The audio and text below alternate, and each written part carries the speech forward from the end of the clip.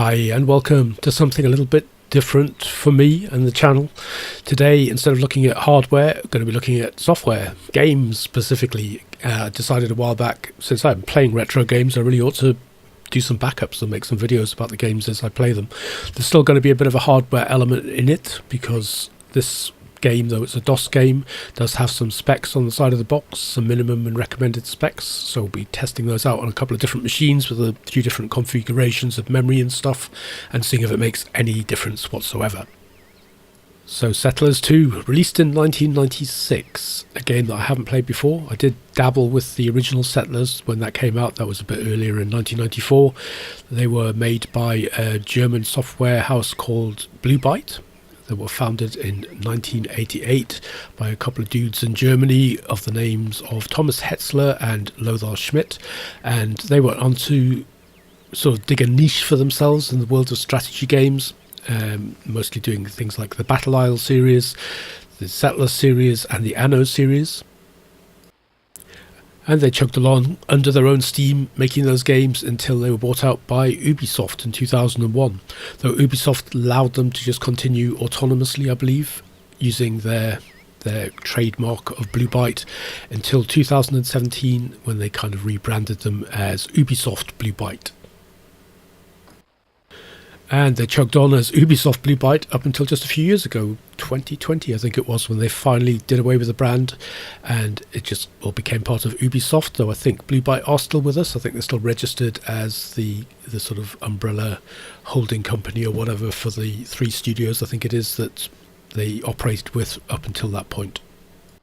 Settlers 2 got an expansion pack, which was called the Mission CD, so as the title explains, it had missions on it, but it also had online play and a level editor. Then 10 years later, there was an anniversary edition, a kind of tarted up, slightly modified version that you can get on Steam and the likes, but we're not interested in that. The original, the Settlers, Veni Vidi Vici, I came, I saw, I conquered, is what we're going to be playing now. I'm very old school when it comes to my games. I don't really like to download off GOG or get them from other sources. I like to play them off the discs, and I like to look at the box and fondle the manual and all that kind of thing. So yeah, this is the version I've got. It's not a very posh version, a cheap version, but I think you can get the original still kicking around on eBay for kind of £30 to £50 if you're lucky. Even this sort of classics version, the cheap reissue, goes for around about £20 from what I've seen. So even in this box, it's still got quite a nice little colour manual. I know that some of the cheapy boxes from, I can't remember which, there's one of them kind of does photocopies. It couldn't even be bothered to add a proper manual into its cheap range of reissues. But yeah, this one is nice. It's got a colour manual, it's got a little card advertising some of the later games which are out by that time, and it's got a list of keyboard shortcuts as well for reference. As I mentioned earlier, on the side of the box is where it's got the requirements. So it wants a DX266 with 8 megs of RAM as a minimum, but it really asks for a Pentium 75 with 16 megs of RAM. So we'll be testing that out with a few different machines in a little while. So the way I'm really going to do this is just not an extensive review. I'm just going to quickly whiz through the mechanics and the levels, and then we'll do a little bit of performance testing at the end. And yeah, I'm looking forward to it. There's some reviews on the other side of the box, and it's seemed to do pretty well. It claims to be very pretty, so I'm looking forward to seeing it. So I did actually play this on a Pentium 4 laptop. I'm getting quite into my retro laptop gaming these days, and that had a Radeon 7000 and Windows XP on it, so this is a DOS game that runs quite nicely on Windows XP, so it's good to find a few of those. But yeah, when we do the performance testing a bit later, we'll be doing that on some proper machines, some towers and desktops and things like that. Once the game's installed, it takes us straight to our setup, so we can select our sound cards. Got nothing fancy going on in the machines that I tested it on. I think it was a Sound Blaster 16 and a Vibra, so we're basically just using Sound Blaster 16 for the MIDI music, and for the effects it didn't like Sound Blaster 16, so the Sound Blaster Pro driver seemed to work for that. I should also say, while I play this game, the music does my head in, so you won't hear any music through the game, though I do have the effects on, but towards the end of the video I did take a closer look at some of the tunes, because there is quite a variety of MIDI files included that you can listen to if you can tolerate it. So we're in. So we've got a few things in here we can choose from. We'll have a look at free mode first, or unlimited mode as it's called. So basically you come in here, you've got 4 people to choose from, 4 people on the map at the same time. So you can either go against 3 AI run opponents, or you can get a friend and you can play with 2 mice. So you can go 50-50, 2 against 2 humans against 2 computer controlled characters. You've got a bunch of all of the existing maps, so this isn't a level editor as you would get in the expansion. This is just you pick from the existing map set, set your opponents, decide who they are, decide who you're playing with, and off you go. So you start off with a base which is full of stuff, and you've got a certain amount of everything to get you going, and once this stuff runs out, if you're not all set up to be resupplying yourself, you're going to be in deep trouble. And yes, I have done that before, where I forgot to build a sawmill and then ran out of planks of wood, and then that was it. And you can prioritize some of this stuff. There's a window here where basically you tell it where you want your stuff to go equally, or give priority to a certain thing. So for example, food sustains the miners, so if you want to produce more coal, you give your coal miners more food, or vice versa. Things like wood, you can allocate your wood to boat building, or you can allocate it to buildings and all that kind of thing. So yeah, you have to carefully monitor these kind of priorities, otherwise you suddenly find you wonder why you've got no ships and all your wood's going to building houses and that kind of thing. There's other things you're doing here. This screen allows you to prioritize things for transport, so if you need gold moving before wheat, you can move it up the list here. And there's a whole other bunch of statisticy type stuff on these screens. You can see how much of everything you've got, you can see how many tools you've got, and it gives you an indicator of what's been produced the most, what's been produced the less, and what you might need. So it is quite important to drop into these screens. The first couple of times I tried to play this, I couldn't be bothered with them, but it did turn out that you actually kind of have to pay attention and micromanage things a little bit. There's a screen that shows you what your opponents are up to, which is quite handy because you can see which ones are sort of more of a threat. If they're more advanced militarily, you can see who are the richest and all that kind of thing, so you know where your shortcomings are. You also know that if somebody's got a lot of gold and they're very rich, that they've probably got gold mines, so if you can manage to invade them, you'll get that gold. So it gives you some strategic ideas. So yeah, basically statistics is what we've got in here. So you need to keep tabs on what are going on here, otherwise you'll find your empire quickly crumbles and gets out of control. There's a button you can click that shows you where you can build and where you can't, and these little flags provide routes, so you click on those and draw roads between them. You can either have this on or off, depending if you want to make it a little bit harder on yourself, but clicking on the ground when you've got it off reveals whether or not you can build there, so I just tend to have it on all the time. So when you click on one of these plots, there are 3 different kinds. There's ones that look like houses, ones that look like bigger houses, and then there's ones that look like castles. In each one you get a different menu of buildings that you can have for each type. This varies as you go through the game. You'll get a few extra things in here that you didn't have at the beginning. So basically you choose to build something, or starting with the basics like your quarries and your wood and your foresters and your sawmills that I keep forgetting because if you don't have sawmills to turn your wood into planks, you'll soon not be able to build anything. And then you can start clicking on the flags, they turn blue, and then you can join them up using a road builder. And once you've got that, your little men will start to come out and they will stand at each flag and ferry stuff between them. So having run through the basics in unlimited mode, time to start a campaign. So we start off on this little kind of peninsula down here, and what we're going to do is just have a very quick run through each level. There are 10 levels altogether, so I don't want this to become a long rambling strategy guide, especially since I'm not very good at the game probably, but we'll just whiz through each of the 10 levels and then we'll do our tech spec checkup at the end. So this first level's pretty straightforward. There's nothing to worry about being attacked or anything like that. It's just to get you used to everything, so you get your infrastructure set up, get some food coming in from fishermen, I usually do, where you place a little fishing shack down by the coast and the little guy goes out and fishes. So what happens with these is all of your buildings that you create, then a little dude will exit the building and march out there to do the work. So there you just saw my territory expand, and I built a fort out at the top there. And what happens is once the fort's built, a little soldier will be dispatched from headquarters, and the second he steps into that building, it expands your territory.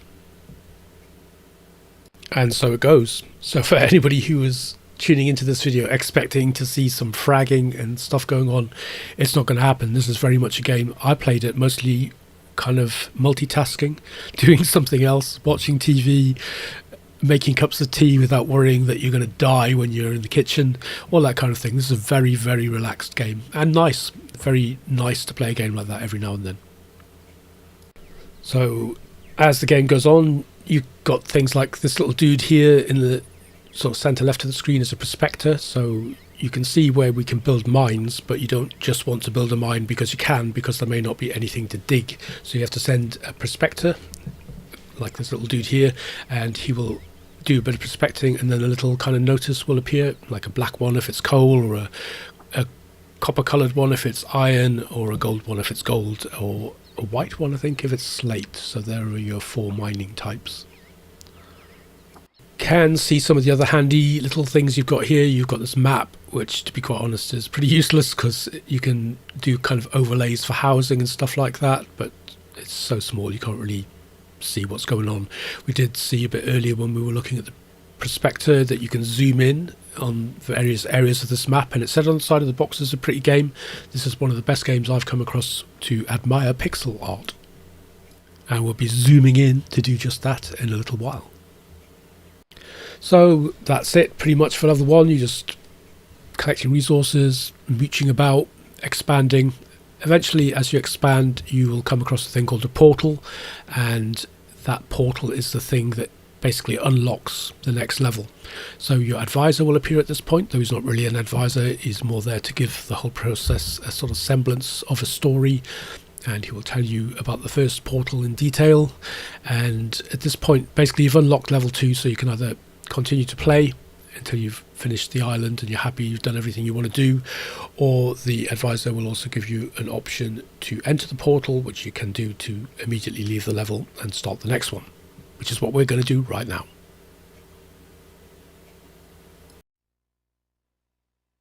Level 2, or chapter 2 as they like to call these things in the game, starts in a very similar way in a very similar looking place.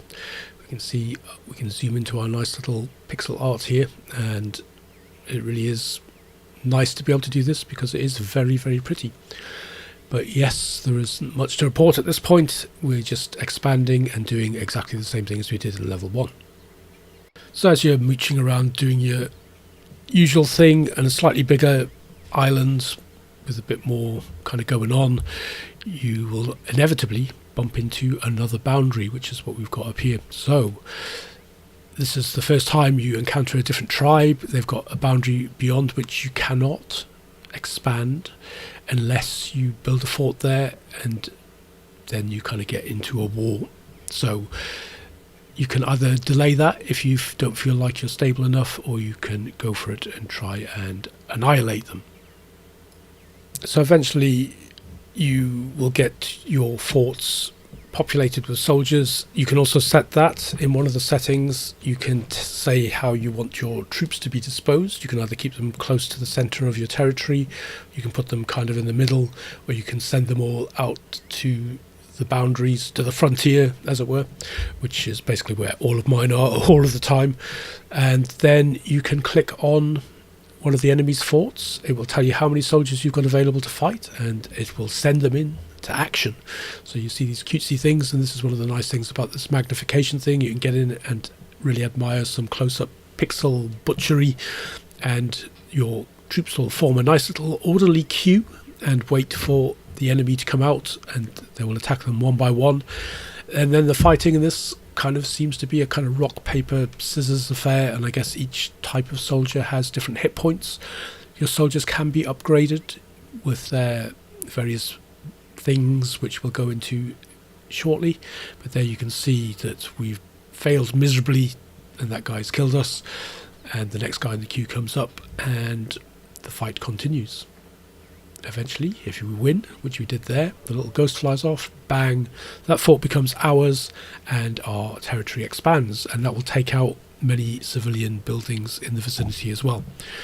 Then you're kind of stranded, you have to link that fort to a road, and suddenly you find yourself pushing into their territory.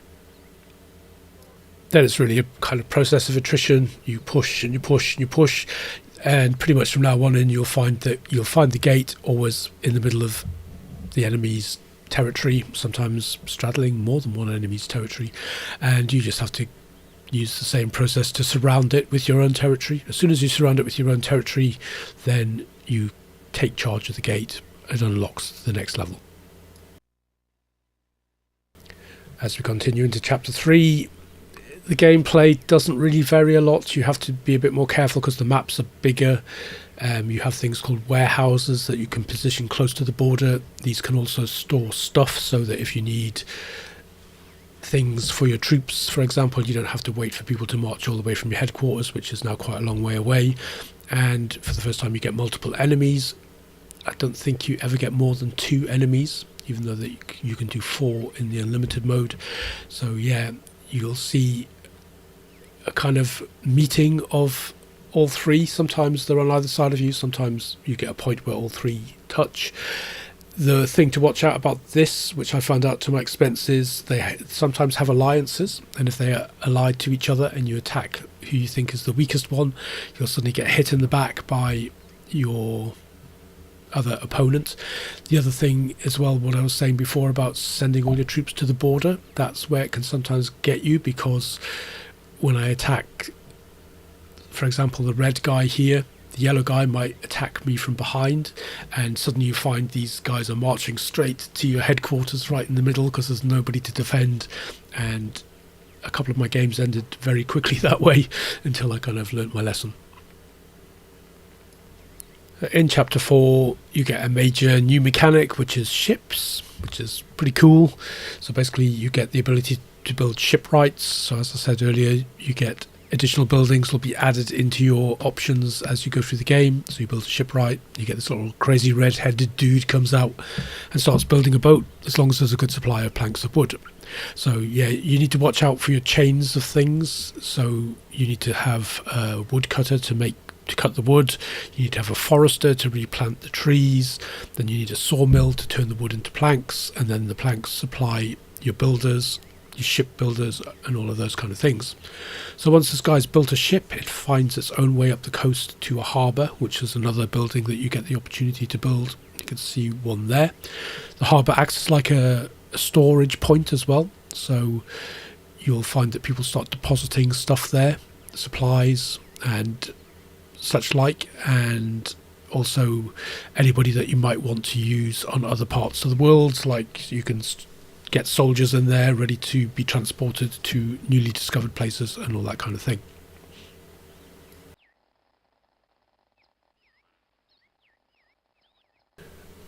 So when your ship arrives at harbour, eventually it will be filled up with stone and wood, and then you can click on the harbour and choose to send an expedition out.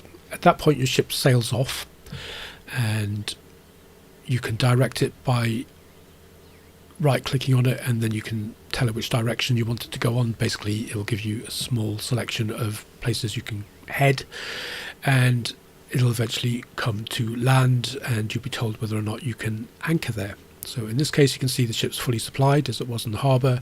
We choose that we want to anchor there and create a base, and bang, there we go. So it starts building for us. The ship immediately goes back to the port of origin to pick up anything else that might need picking up, and I think you can have up to 5 or 6 ships, and they just circulate the map around pre-defined routes from your harbour to harbour, and you can move stuff around. So, for example, we're just starting to build on this island, so we're obviously going to want to build more stuff on this island, which means we'll need more planks of wood and that kind of thing. So you can then get stuff sent to the harbour, and then the guys will come and bring you whatever you need.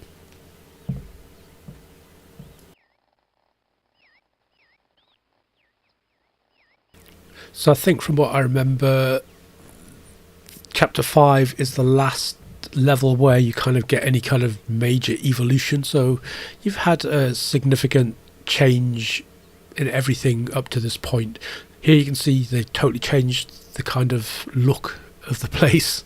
There's a few new things we've got here. We've got catapults. Catapults added a sort of extra dimension to the game.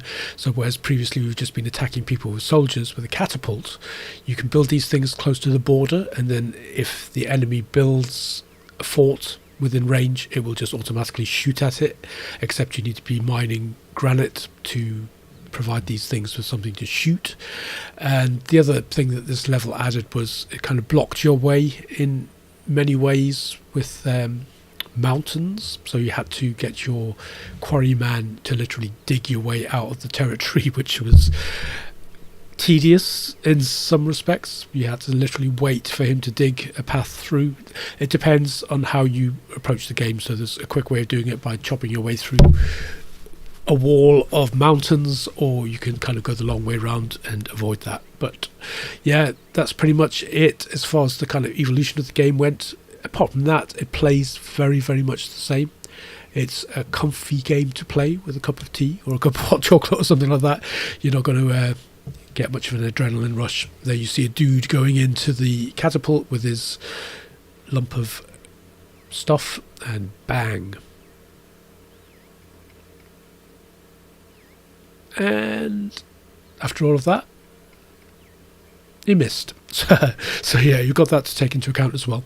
So yeah, you can push your boundaries forward using catapults without sacrificing your troops, and they don't seem to respond. Whereas if you attack with soldiers, you will get an immediate counter-attack from other forts, but they don't seem to really give a damn if you catapult them. So I don't know whether that's kind of intentional, the reward of a slower way of taking down your enemies, but yeah. So I'm probably not really going to go into the other levels in any detail. We're in level 6 now. You can just admire the pixel art for a little bit. The whole game, all the mechanics are there now. So you've got the biggest buildings, you've got like the castle there and all that kind of thing.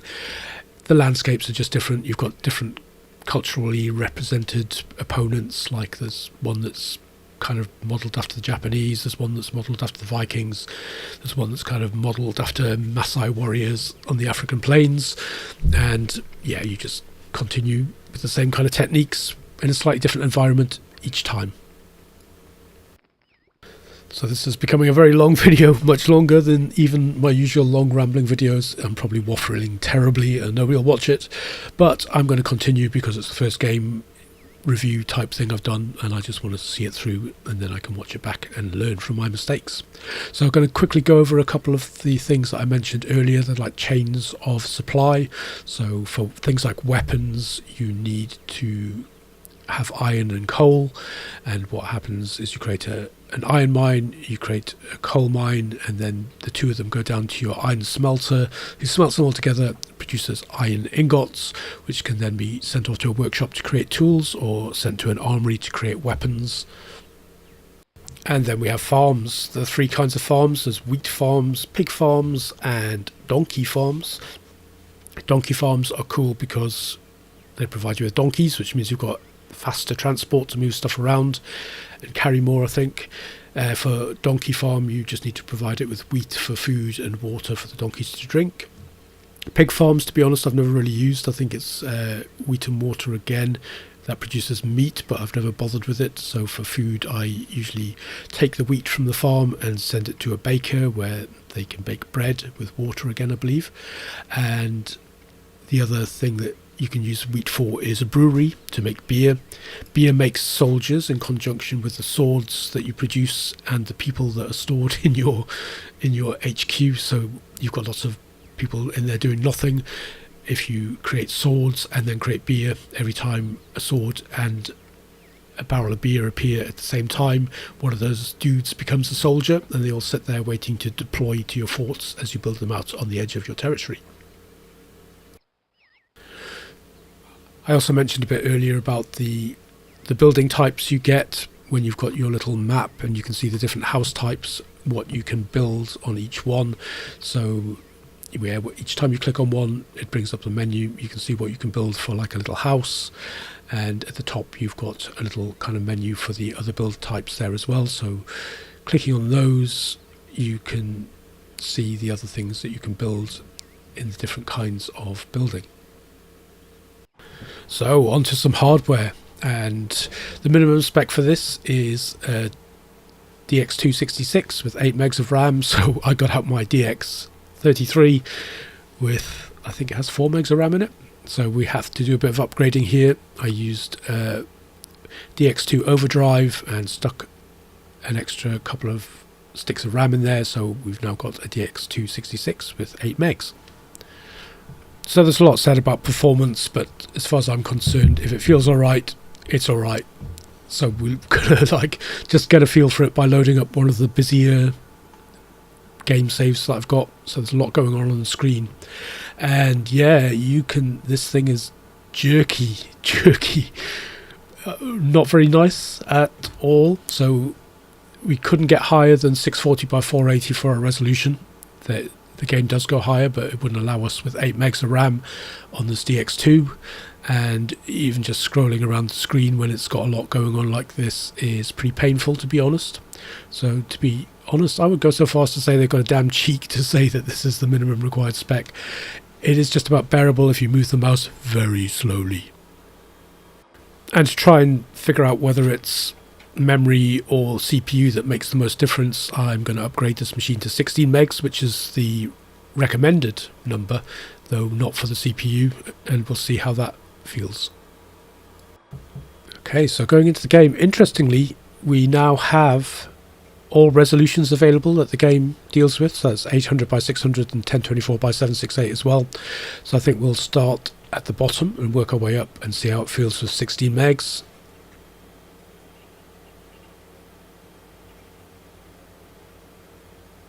And it was still pretty bad, to be honest. So memory maybe didn't make a huge difference there. You can see how it just kind of seems to jump around, and quite tricky to handle. It does seem to work okay if you move the mouse very slow, but the faster you move the mouse, the worse it is. And you know, when you're being attacked on the other side of the map, you don't really want to be crawling your way across there.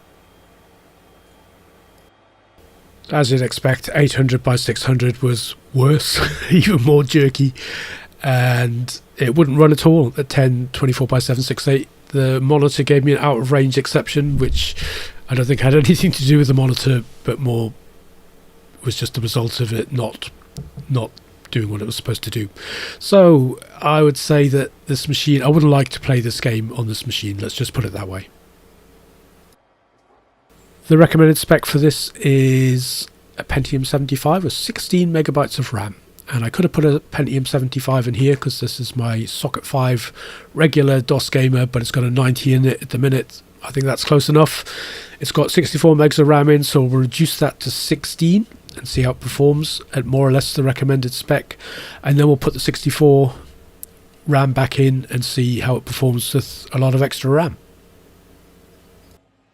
Just going to go straight in at 1024 by 768 because it seems pointless doing anything else with a machine like this. And you know, it's not buttery smooth even then, but it's a lot better than it was on the 486. So I could probably manage to play the game on this. It's still a little bit jerky when you move around. Be interesting to see if more RAM makes a difference. Okay, so now we've got 64 megs of RAM in as well. I've turned the music back on because I've had it turned off for these tests. Just we're going to have a little listen to some of the sound options that you have as we play out on the video. So if you're interested in the sound side of it, stick around for that, though I'm only running it on a Vibro, which isn't the best card in the world. But yeah, this feels better with extra RAM as well. So for the time, you've probably got what would be a reasonably cutting-edge machine in 1996 with probably more memory than most people had, and it runs okay. It's not buttery smooth, but maybe that's as good as the game gets. I think I might have been spoilt a bit from playing this on my Pentium 4 laptop, because it really was buttery smooth on that, with the Radeon as well with the GPU. I don't know if that helped it in any way, but I imagine it took some of the weight off the processor, and that was a pleasure to play. This is playable, very playable, not quite as smooth as the Pentium 4. So yeah, there is a difference when it tells you specs for DOS games, partly resolution, but yeah, just the smoothness of scrolling around a busy map like this. I don't know how it would work with different game types. I don't know whether these games are more, I don't know, would these games be more or less maths intensive than something like Doom? I don't really know. Either way, it's vastly improved with a faster processor and more memory, and I don't know, I guess the thing must scale with CPU because it was so much nicer to play on a Pentium 4. And that brings us to the end of my first ever game related video. A long one, at half an hour, way too long. I really need to hone this down and chop my bits up a bit better for the next one, but there you go. This is the first try. I waffle enough in my hardware videos. I probably waffled 5 times as much in this video. So if you made it this far, thanks for watching. Last thing, just a little look at a cool little feature this game has. It's got a whole bunch of MIDI files, and you can click on them, so you can change the music if you want to, and some of them are quite nice. We'll work through them as the game plays out. There's also an option for a CD player there, so you can put your own CD in and listen to Metallica while you're playing. What more could you ask for? So as I said, that's pretty much it. It was long. I don't know whether it was entertaining or not, but thank you for watching if you made it this far, and I'll try and do better on the next game related video, and we'll just play out listening to these rather cool MIDI tracks. Thanks for watching. I hope you'll join me on the next video.